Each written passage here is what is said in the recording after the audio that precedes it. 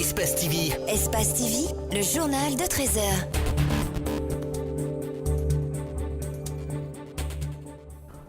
Bonsoir à toutes et à tous, merci de nous préférer et bienvenue dans cette édition d'information dont voici le sommaire. Vague de réaction après le décret du chef de l'État confirmant la destitution de Khalifa Sall. Interrogé, des acteurs de la société civile condamnent ces destitutions qui violent systématiquement la Constitution. Selon eux, les réactions, c'est dans cette édition d'information. Sur le plan international à Paris, des opposants congolais craignent pour leur vie, passage à tabac, menaces téléphoniques, harcèlement des familles restées au pays. À Paris, des opposants déclarés au régime de Brazzaville vivent dans la crainte permanente de représailles. C'est tout pour les titres de développement, c'est dans un court instant.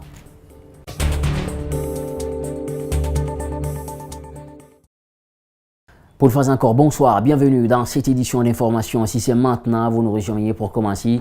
L'opposition républicaine condamne la destitution du président de la Cour constitutionnelle et finalement confirmée par décret présidentiel. Elle déplore également le retard lié à la mise en place des exécutifs et conseils communaux. L'annonce a été faite hier jeudi à l'issue de sa plénière tenue au QG de l'Union des forces démocratiques de Guinée. Compte rendu Mamadou Boye-Diallo, Ibrahima Souma. Deux points ont dominé les discussions de l'opposition lors de cette plénière. Il s'agit du retard qu'accuse la mise en place des exécutifs et conseils communaux et la crise à la Cour constitutionnelle. L'opposition dénonce le flou et le manque de transparence qui entourent l'installation des conseils communaux en dépit de l'annonce de la date du 5 octobre par le ministre de l'administration du territoire. Ça doit se faire dans la transparence conformément à la loi. Au cas où les règles de transparence ne seront pas respectées et au cas où la loi sera violée, nous rejetterons systématiquement les conseillers communaux qui n'ont pas été mis en place conformément à la loi. Malgré l'avis d'éminents juristes sur un vice de procédure sur la destitution du président de la Cour constitutionnelle Khalifa Sall, Alpha Condé a entériné cette destitution par décret hier soir, confirmant ainsi Mohamed Lamine Bangoura comme nouveau président de l'institution. Pour l'opposition, cet acte constitue un parjure. M. Alpha Condé trouve qu'il peut prendre lui un décret pour valider cette irrégularité. C'est un parjure parce qu'il a juré sur la Constitution de respecter et de faire respecter la Constitution. En conséquence, Cellou Dalein et ses pairs annoncent. Nous allons entreprendre des consultations avec les forces vives, avec tous les patriotes déterminés à défendre la Constitution, à défendre la légalité, pour qu'ensemble, nous puissions opposer à cette forfaiture la réaction qui convienne. Et croyez-moi, Alpha Condé trouvera les patriotes guinéens sur son chemin dans sa tentative de tripatouiller la Constitution pour s'offrir un troisième mandat. Les conseils communaux qui tardent à être installés et la crise qui s'enlise à la Cour constitutionnelle annoncent sans doute un nouveau bras de fer entre pouvoir et opposition. Et cela n'est pas sans conséquence sur le processus électoral, la paix et la quiétude sociale. Je vous le dis en titre, vague de réaction après le décret du chef de l'État confirmant la destitution de Khalifa Sall. Interrogé, des acteurs de la société civile condamnent cette destitution qui viole systématiquement la Constitution selon eux. On les écoute au micro de Mamadou Boye-Diallo, Ibrahima Souma. En Guinée, on a pris cette habitude. On laisse la situation pourrir et après tout le monde s'élève pour jouer au sapeur-pompier. Je suis de ceux qui pensent que la force doit rester à la loi. Mais les hommes de loi sont restés les bras croisés. Et tout le monde a vu venir cette crise. Elle n'a pas une crise subite. Elle est venue progressivement. Les hommes les mieux avertis savaient qu'il y avait un problème à la Cour constitutionnelle.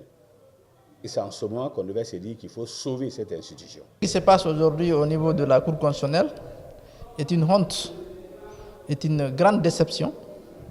C'est un recul démocratique et ça ouvre la voie à toutes sortes de pagailles dans le pays, puisque c'est une institution qui est censée réguler les élections en Guinée et réguler tout ce qui est constitutionnel en Guinée. Toujours dans le même cadre, puisqu'on en parle, le président déchu de la Cour constitutionnelle s'est enfin exprimé. Hier, avant juste le décret présidentiel confirmant sa destitution, il est parti des faits dans sa version qui sont à l'origine d'une crise déstabilisant cette institution aux grandes dames de l'opinion nationale. Décryptage d'Ibril Ba.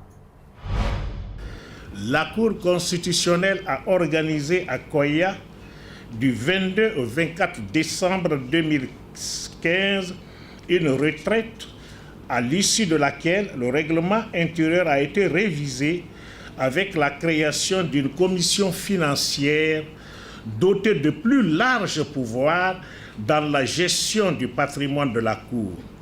7 de 9 membres ont signé le dit document. À compter de cette date, la Cour a été paralysée, les 7 membres refusant de participer aux audiences. Pas seulement la mise en place d'une commission financière au sein de la Cour constitutionnelle, son discours lors de la prestation de serment du chef de l'État en 2015 explique selon Kelefa cette bisbille au sein de la haute juridiction du pays. Une conférence de presse qui est à l'image d'un aveu. Son animateur ressort aussi les conditions dans lesquelles 2 conseillers venant de l'Institution nationale indépendante des droits humains ont fait leur entrée à la Cour constitutionnelle.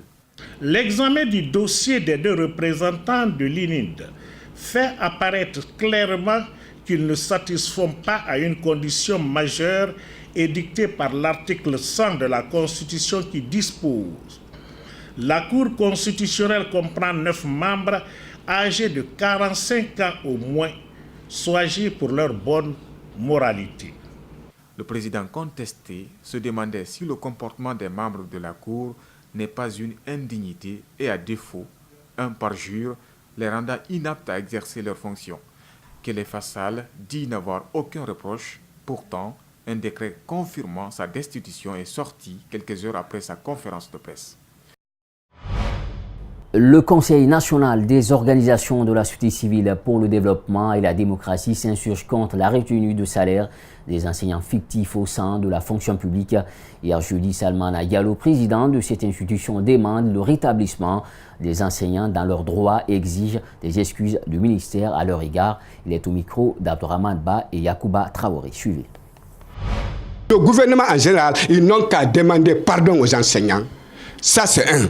Deuxièmement, après avoir demandé pardon aux enseignants, ils n'ont qu'à débloquer le salaire des enseignants. Maintenant, là, s'ils doutent, ils n'ont qu'à aller dans les écoles, exiger la présence physique pour payer les enseignants. Ce qui est l'essentiel, ils n'ont qu'à payer les enseignants.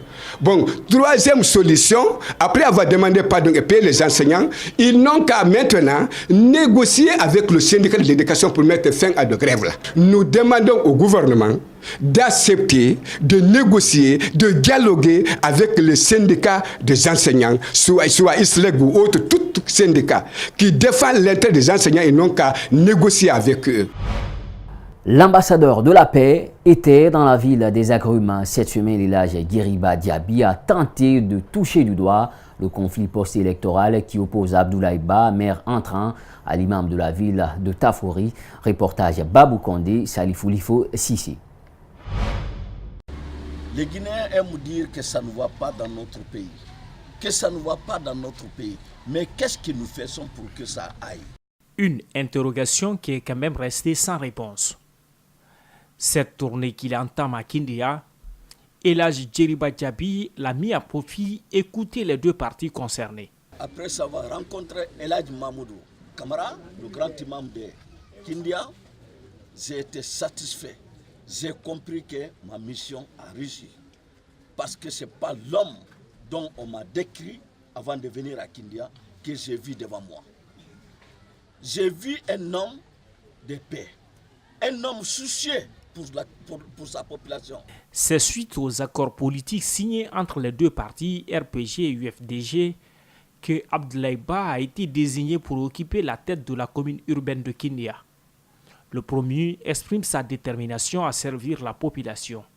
Je serai le maire de tout Kindia, le maire du RPG Arc-en-Ciel, le maire de l'UFR, le maire du PIP, le maire de l'UFDG, le maire de l'ensemble des communautés de Kindia sans exception. L'ambassadeur de la paix, satisfait de la volonté exprimée de vivre ensemble, a appelé les Guinéens à la paix et la quiétude sociale pour un développement harmonieux du pays. On ne peut pas diviser les Guinéens. Personne n'a le droit de diviser les Guinéens. La politique n'a pas le droit, la religion n'a pas le droit, même nous les marabouts, nous n'avons pas ce droit. La raison pour laquelle je demande à tous les Guinéens, chacun n'a qu'à faire son travail, être juste, mais surtout, nous devons tout faire pour que le message de la paix soit au-dessus des messages incendiaires.